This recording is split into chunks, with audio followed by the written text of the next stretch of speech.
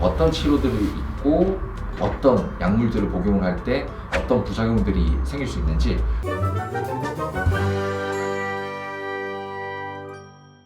안녕하세요. 우리 반려동물들의 건강상식을 좀 더 쉽고 간단하게 알려드리는 우리 동네 수의사 박준석입니다.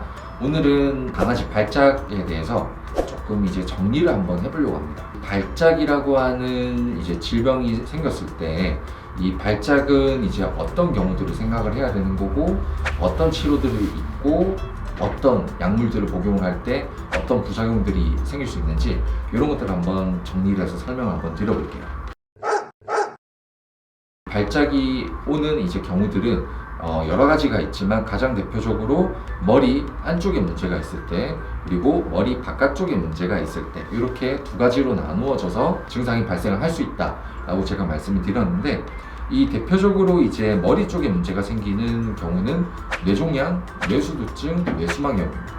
이 뇌종양이라고 한다면 MRI를 찍어서 반드시 어느 부위의 종양인지 그리고 그 종양의 모양과 위치를 통해서 글라이오마인지 아니면 메닌지오마 같은 종양인지 그 기타 등등의 종양인지를 구별을 하고 난 다음에 수술적으로 이게 치료가 가능한 상태냐 아니면 약물로 반드시 케어를 해야 되는 상태냐 이런 것들을 반드시 정리를 해서 치료 방향을 세워야 되는 거고, 두 번째 뇌수두증 같은 경우에는 제가 어느 품종이 많이 발생한다 했죠? 치와와, 말티즈, 포메라니안 이런 작은 품종들이 많이 발생한다라고 말씀드렸죠.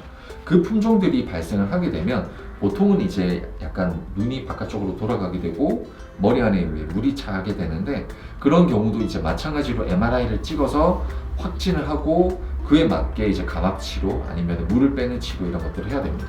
그 다음에 세 번째 많이 오는 뇌수막염, 뇌와 뇌를 싸고 있는 수막에 염증이 생기는 경우인데, 그런 경우에는 뇌수막염이 발생을 했을 때도 마찬가지로 MRI를 찍어서 이 친구가 뇌수막염인지 뇌수막염이라고 한다면 그 위치가 어딘지를 판단을 해야 된다고 했습니다.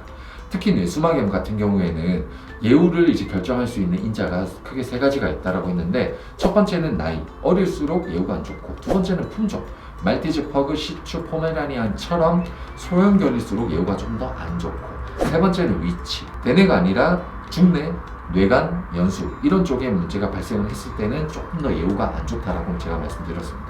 결국에 머리 쪽을 보려면 답은 MRI밖에 없어요. MRI를 찍어서 확진을 내리고 그 확진한 결과를 토대로 치료를 들어가야 됩니다. 종양이면 항암, 뇌수두증이면 감압치료, 뇌수막염이면 소염치료 이렇게 치료를 들어가야 되고, 머리가 아니라 머리 바깥쪽에서 발작을 할 수 있는 거는 대표적으로 간, 그 다음에 저혈당, 그 다음에 저칼슘 혈증, 그 다음에 전해질 불균형 이런 것들이 발생이 가능하다라고 말씀드렸습니다.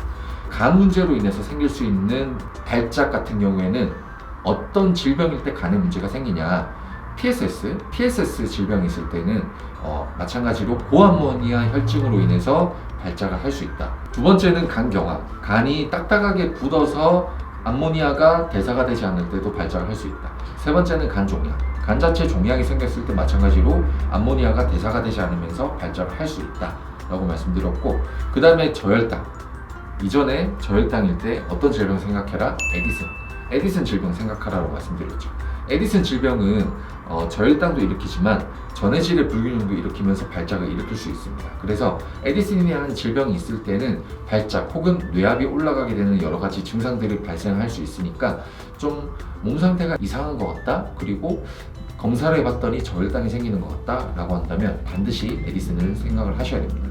그 다음에 저칼슘 혈증일 때도 마찬가지로 지난 영상에서 제가 설명을 드렸는데, 출산을 앞두고 있고 그리고 출산하고 난 다음에 젖을 많이 물리고 있다라고 한다면 저칼슘 혈증이 발생을 하면서 발작을 할 수 있다라고 제가 말씀드렸죠. 이처럼 발작을 하는 거는 머리 쪽에 문제가 있거나 혹은 머리 바깥쪽에 문제가 있을 때 발작을 할 수가 있습니다. 이와 같은 문제들로 인해서 발작을 하게 되는데, 이 문제들로 인해서 발작을 할 때 저희가 치료하는 약물들이 발작 약물이 되겠죠. 원인에 맞춰서 원인 약물이 들어가지만 그 원인 외에 들어가는 약물이 발작 약물입니다. 원인을 치료하는 약물이 뭐냐면요, 예를 들어서 뇌종양이다 그러면 항암제가 되겠죠. 뇌수막염이다 그러면 소염제가 되겠죠. 그리고 면역 억제제가 되겠죠. 그리고 뇌수두증이다 라고 하면 뇌압을 떨어뜨려주는 이제 이뇨제나 아니면 뇌척수액 생성을 떨어뜨려주는 약이 되겠죠. 원인을 치료하는 약입니다. 그 다음에 이 원인으로 인해서 생기는 증상이 뭐죠? 발작이죠. 이 발작을 치료하는 약물도 추가적으로 같이 들어가야 됩니다. 이 발작을 치료하는 약물들은 대표적으로 뭐 페노바비탈, 아니면 뭐 가바펜틴, 아니면 뭐 KBR 이런 여러 가지들의 제품들이 있는데 이 두 가지의 제품이 같이 뭉쳐져서 발작 치료를 하게 되는 겁니다.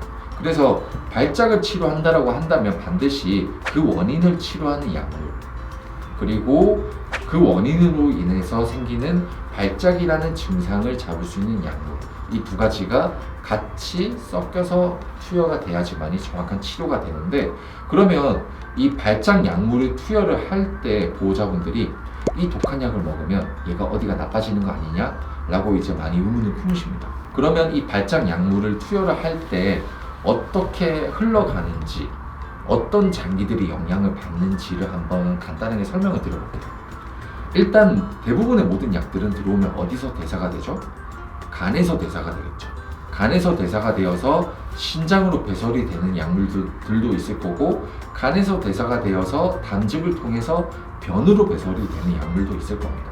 이처럼 약물은 간 혹은 신장 두 가지의 배설 경로를 통해서 배설이 이루어지게 되는데, 그러면 독한 약일수록 어떤 걸 잘 봐야 될까요?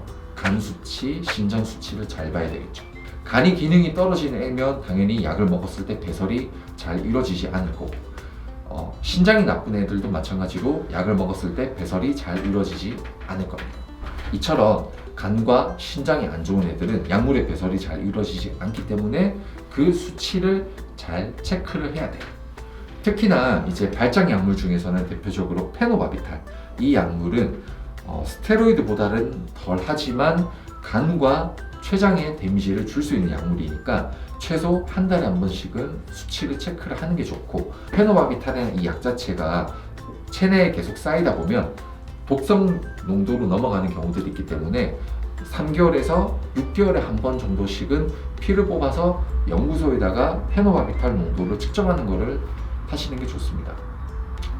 이처럼 발작 약물을 투여를 할 때는 그 약물들이 어디에 영향을 끼치는지에 따라서 검사를 해야 되는 수치들이 이제 있습니다.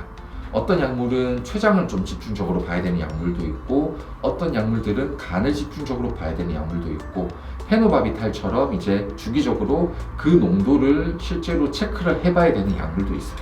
이처럼 발작을 치료한다라고 한다면 그 원인을 케어하는 약물, 그리고 그 원인으로 인해서 생기는 발작이라는 증상을 케어하는 약물, 이 두 가지를 같이 복용을 하다 보니까 반드시 모니터링 해야 되는 항목들도 각각의 치료 방법, 각각의 치료 약물들에 따라서 나누어져 있습니다.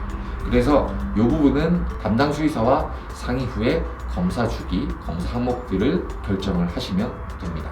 제가 지금껏 거의 몇 편에 나눠서 제가 발작이라는 이 파트를 한번 설명을 드렸는데, 발작이라고 하는 분야는 너무나 방대해요. 그래서 머리 쪽에 문제가 생겨서 일어날 수도 있고, 아니면 머리 바깥쪽에서 문제가 생겨서 발생을 할 수도 있고, 그거를 치료하는 약물들도 너무나 다양하기 때문에 한편으로 다 나눠서 설명을 드릴 수가 없었습니다. 그래서 제가 조금 정리를 하려고 노력을 해봤지만 모든 걸 다 담지 못할 겁니다. 여러 영상들을 보시면서 공부를 하시면 훨씬 더 도움이 될 거라고 생각합니다. 오늘 제가 발작, 그리고 발작의 치료 약물에 대해서 한번 간단하게 설명을 드려봤는데, 오늘 영상이 도움이 되셨다면 좋아요와 구독 부탁드리겠습니다. 감사합니다.